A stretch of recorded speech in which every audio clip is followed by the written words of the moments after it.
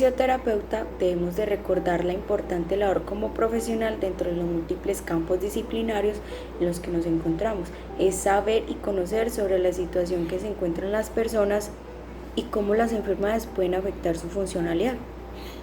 El EPOC es una enfermedad pulmonar obstructiva, ya que constituye un gran problema sanitario de primera, pues está afectando a este gran porcentaje de población a nivel mundial. Entonces es prevalente conocer sobre esta enfermedad, ya que este tipo de pacientes deben de estar en constante revisión con sus terapias, y pues ya al conocer esta patología nos podemos adaptar a cada paciente y recomendar ejercicios respiratorios de ventilación dirigida, ejercicios de miembros superiores e inferiores en distintas posiciones, y todo para el mejoramiento de su funcionalidad, ya que la terapia pues cumple gran labor e influencia en los pacientes con EPOC. Por eso es muy importante para nosotros como fisioterapeutas conocer sobre esta enfermedad.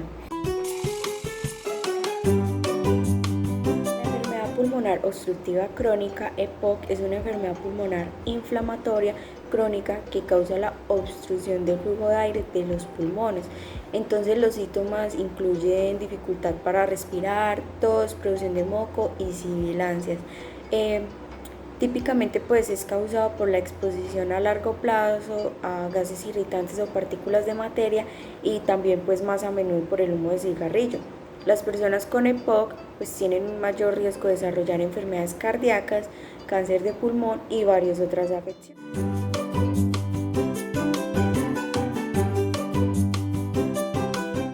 Existen muchos factores que causan la EPOC, aunque la causa más común es el humo del cigarrillo. Los factores ambientales y la genética también pueden causar esta enfermedad. Por ejemplo, la exposición prolongada ante ciertos puntos de trabajo químico o contaminado en ambientes cerrados o abiertos puede contribuir con la EPOC. No está clara la razón por la que algunos fumadores sufren de esa. Algunas personas que nunca han fumado, sí, es probable que los factores hereditarios, o sea genéticos, influyan en quien desarrolla la EPOC.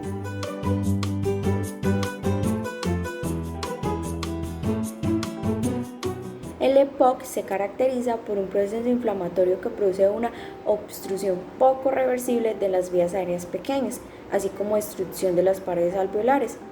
Son varios los mecanismos implicados en el desarrollo de la enfermedad.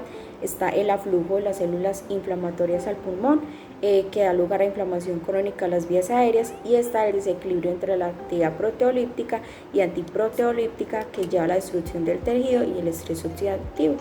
En los bronquios, como cambio de color, viscosidad y olor de las secreciones traqueales, y en la pared alveolar tenemos dilatación anormal y permanente de los espacios alveolares.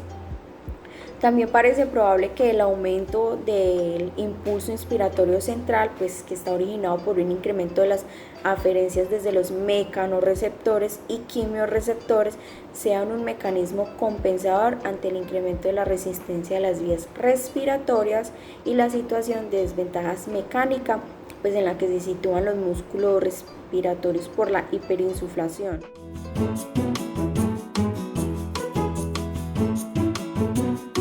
Clasificación: el EPOC, como su nombre lo indica, se clasifica entre las enfermedades obstructivas.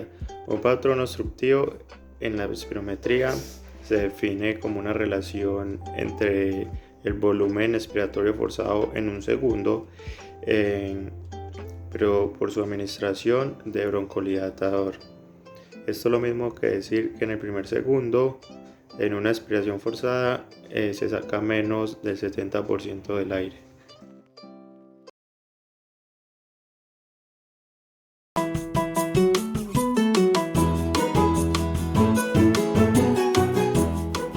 Los mayores factores de riesgos del EPOC es la exposición al humo del tabaco, que son fumadores activos y pasivos. Otros factores están la contaminación del aire de interiores, que sería por ejemplo la derivada de la utilización de combustibles sólidos en la cocina, y la calefacción. También está la contaminación del aire exterior, la exposición laboral a polvos y productos químicos, que serían vapores, irritantes y gases. También están las infecciones repetidas de las vías respiratorias inferiores en la infancia. Otros factores de riesgo del EPOC, considerando pues que es riesgoso en personas mayores de 40 años, con al menos uno de los siguientes factores de riesgo mencionados anteriormente, que serían el tabaquismo, exposición al humo de leña y entre otros humos. También está gases, polvos, sustancias químicas. También se ha reportado que el asma y la hiperactividad bronquial son factores de riesgo para el EPOC.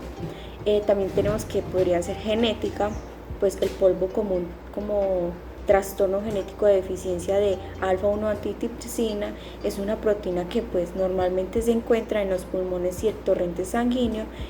Ayuda a proteger los pulmones del daño causado por la inflamación que puede conducir a enfisema y EPOC. Entonces, en algunos de los casos de EPOC, pues es probable que otros factores genéticos hagan de ciertos fumadores sean más susceptibles a la enfermedad.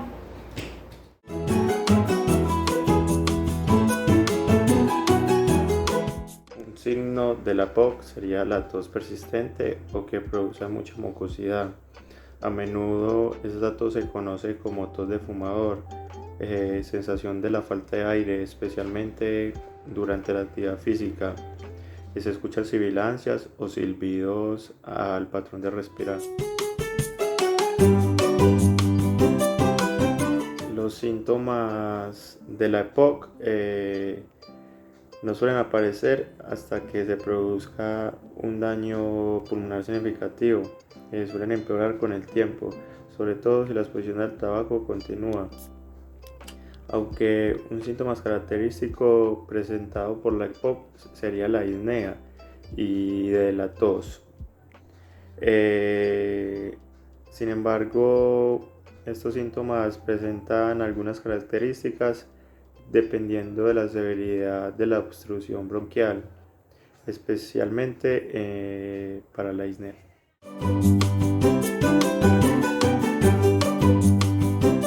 Entonces, el primer paso para considerar el diagnóstico de EPOC consiste en interrogar la exposición a uno o varios de los factores de riesgos conocidos para adquirir la EPOC. Ya los mencionamos anteriormente. El tiempo e intensidad de la exposición a cualquiera de estos factores va a determinar que la enfermedad se presente y también su gravedad. Entonces, en relación a la intensidad de exposición al humo de tabaco, pues el haber fumado intensamente por lo menos una cajetilla al día por más de 10 años hace que una persona susceptible de presentar la enfermedad. Si además de tener un factor de riesgo el paciente presenta síntomas como disnea, tos con expectoración o por más de 3 meses al año o por 2 o más años, se debe sospechar que el diagnóstico y solo se confirma con los valores que se obtienen de una espirometría después de aplicar un broncodilatador. Les vamos a mostrar la imagen con los indicadores principales para considerar el diagnóstico de EPOC y con los estudios pues complementarios recomendables en los pacientes con EPOC.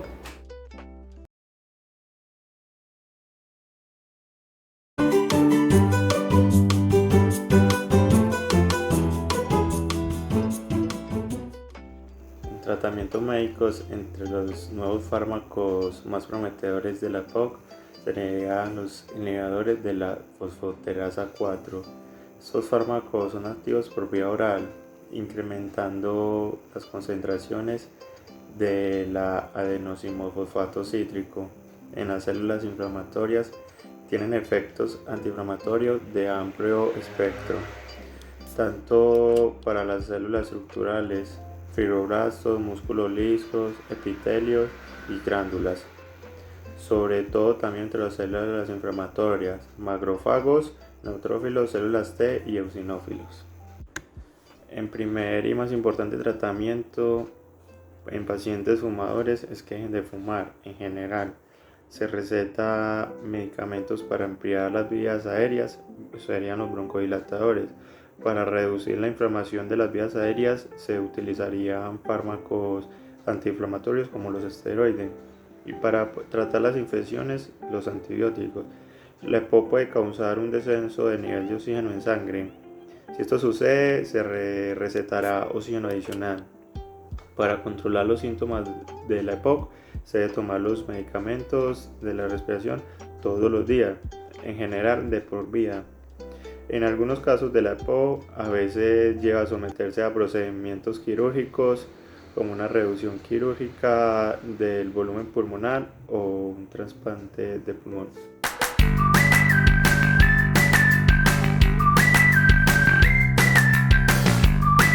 De manera reiterada se ha mencionado que la fase expiratoria no requiere intervención muscular en condiciones fisiológicas. Sin embargo, pues en otras situaciones es indispensable la acción de los accesorios de la expiración.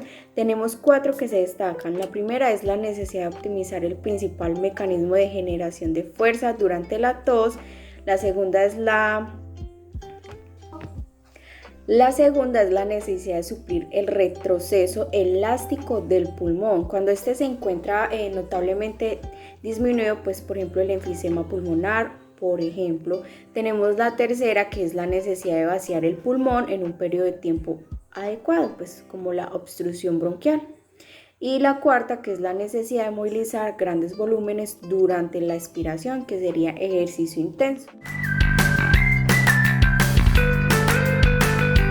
Tenemos el primer ejercicio, que está ligado al clásico ejercicio de reeducación diafragmática, que es durante la inspiración en decúbito supino con las rodillas flexionadas. El abdomen se eleva mientras simultáneamente se comprime la pared posterior de la cavidad contra el plano de apoyo, lo que exige pues contracción isométrica del grupo abdominal.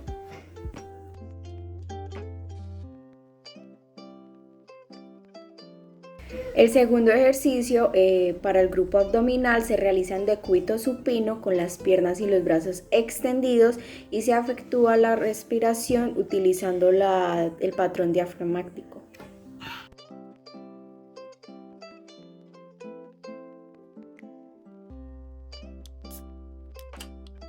El tercer ejercicio se dirige a los abdominales inferiores. Comienza en supino realizando la inspiración de manera idéntica al ejercicio precedente. En la inspiración se elevan las piernas del plano de apoyo con las rodillas en extensión. En este movimiento actúan los flexores de cadera.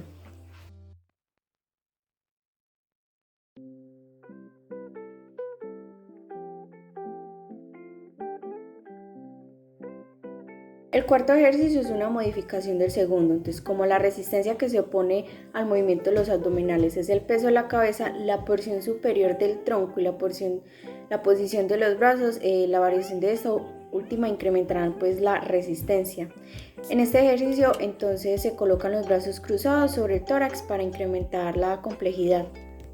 El quinto ejercicio también es una modificación del segundo. En este las manos se colocan detrás de la cabeza con la resistencia opuesta a la acción de los abdominales. Entonces por parte de los brazos se incrementa al máximo. Los ejercicios 6, 7 y 8 son modificaciones del 2, 4 y 5. Entonces la variación consiste en que se ejecutan con las caderas en flexión completa para eliminar la acción de los flexores. Este es con el objetivo de conseguir acción selectiva de los abdominales. El noveno ejercicio activa los oblicuos mediante el movimiento combinado de flexión y rotación del tronco, en el que actúa el recto anterior del abdomen, el oblicuo externo de un lado y el oblicuo interno del lado opuesto. En decúbito supino y con las manos colocadas detrás de la cabeza, el paciente realiza la inspiración utilizando patrón diafragmático. El décimo ejercicio es una modificación del noveno. El paciente flexiona la cadera y la rodilla de un lado y hacia ese lado dirige el codo opuesto durante la expiración. El ejercicio número 11 se inicia con la inspiración diafragmática en supino.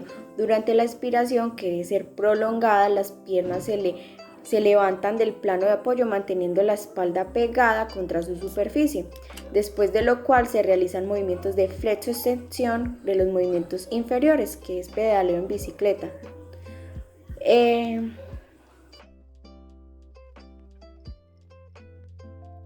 El ejercicio 12 es similar en toda su ejecución, pero los miembros inferiores se mueven extendidos cruzando el uno sobre el otro, movimiento de tijera.